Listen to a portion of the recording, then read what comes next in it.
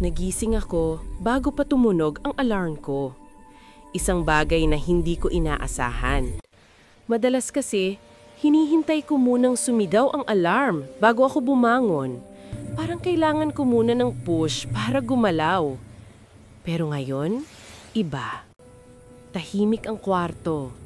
May manipis na liwanag na bumibisita sa dingding ko. Parang sinasabihan akong, pwede na. Simulan mo na ulit. Hindi ako excited pero hindi rin ako mabigat. Parang may bagong espasyo sa dibdib ko. Konti lang, pero sapat para makahinga. Dati, hindi ko pinapansin ang umaga. Para siyang parte ng araw na kailangan ko lang lampasan para makarating sa trabaho. Pero nitong mga linggo, napansin kong kahit isang maliit na ritual lang pala, may epekto. Kaya ngayong araw, sinabi ko sa sarili ko, subukan nating ulit. Walang pressure, walang expectation. Basta, subok lang. Tumayo ako mula sa kama, sabay hagod ng kamay sa buhok. Ramdam ko ang lamig ng sahig. Pero may init sa katawan ko na parang galing sa loob. Humarap ako sa maliit na bintana sa studio apartment ko. Walang blinds, walang kortina, kaya diretsyong pumapasok ang ilaw. At sa unang pagkakataon, tinanggap ko siyang parang bisita. Hindi ko siya tinabunan o sinara. Pinabayaan ko lang siyang pumasok. Nag-unat ako. Simpleng stretch lang. Hinihinging gumising ang likod ko at i-remind ang sarili kong may katawan pala ako, may bigat, may volume. May presensya. Inangat ko ang mga braso ko, huminga ng malalim at narinig ko pa ang tunog ng mga kasukasuan na parang nabigla rin sa bigla ang paggalaw ko. Good morning. Bulong ko sa sarili. At sa totoo lang, hindi na siya kasing pilit kumpara dati. Kumuha ko ng maliit na towel at pinunasan ng mukha ko bago dumiretso sa mini kitchen. Napakaliit ng lugar. Pero ngayon ko lang napansin kung gaano siya ka-functional. Isang electric kettle, isang mug, isang jar ng instant coffee, at konting sugar. Hindi fancy, pero sapat. At minsan, sapat na pala talaga ang sapat. Binuksan ko ang kettle. Sabay niya ring bumukas ang mahinang ugong na parang background music ng umaga ko. Habang hinihintay kong kumulo ang tubig, napansin kong kamay ko. Pagod? Pero steady. Medyo nagulat pa nga ako. Dati kasi nanginginig ako tuwing minamadali kong sarili ko sa umaga. Pero ngayon, parang kumakalma sila. Nang umusok na ang kettle, nilagay ko ang kape sa mug. At habang kinukunan ko ng tubig, napuno ang kwarto ng amoy ng kape. Kasama ng amoy na yon, dumating ang alaala ng bahay. Hindi malungkot, hindi rin masaya. Yung simpleng memory lang ng mga umaga sa probinsya.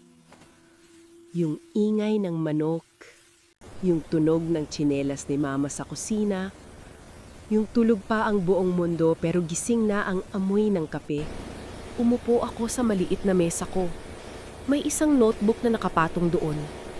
Hindi siya maganda, hindi aesthetic. Isa lang siyang ordinaryong spiral notebook na nabili ko nung isang araw dahil sabi ko, baka kailanganin ko. At ngayong umaga, tama pala ako. Binuksan ko siya. Bakante pa ang halos lahat ng pahina. Walang sulat, walang doodles, walang kahit anong tanda. At sa unang pagkakataon, hindi ko siya tinignan bilang pressure o responsibilidad. Tinignan ko siya bilang espasyo. Isang lugar kung saan pwede kong ilagay ang kahit anong gusto ko, kahit anong kaya ko, at kahit anong maliit na bagay na nagpapagaan ng loob ko. Kinuha ko ang ballpen at nagsulat. Salamat sa bagong umaga. Simple lang, hindi poetic, hindi deep, pero totoo. At habang tinitidigan ko ang tatlong salitang yon, may kung anong gumaan sa loob ko. Parang nilinis ng sentence na yon ng gulo na ilang linggo kong kinikimkim. Hindi natapos ang problema ko. Hindi nawala ang pagod. pero parang may konting parte ng bigat ang nabawas. Naisip ko, baka kailangan ko pa ng isa. Kaya nagsulat pa ulit ako. Salamat sa katawan na lumalaban. At habang sinusulat ko yon, napangiti ako. Kasi totoo. Kahit pagod, kahit minsan ayaw ko gumalaw, kahit minsan gusto ko lang humiga, gumagalaw pa rin ako. At may halaga pala yun. Sumunod na sinulat ko, salamat sa sarili kong pilit bumabangon. At doon ko na-realize ang isang malalim na bagay. Hindi ko pala kailangan ng grand gesture para mabuhay. Hindi ko kailangan ng malaking pagbabago para maging mas okay.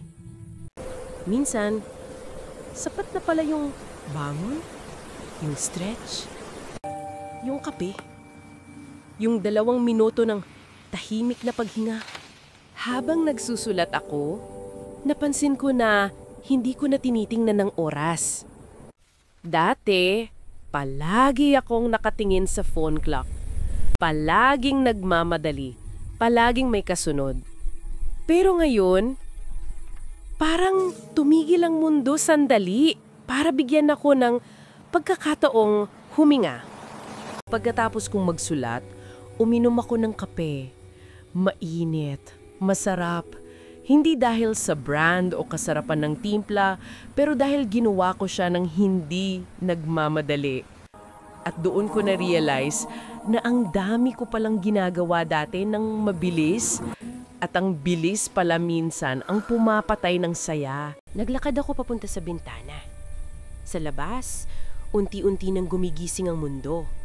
May iilang taong naglalakad, may kotse, may ingay ng mga bus sa malayo.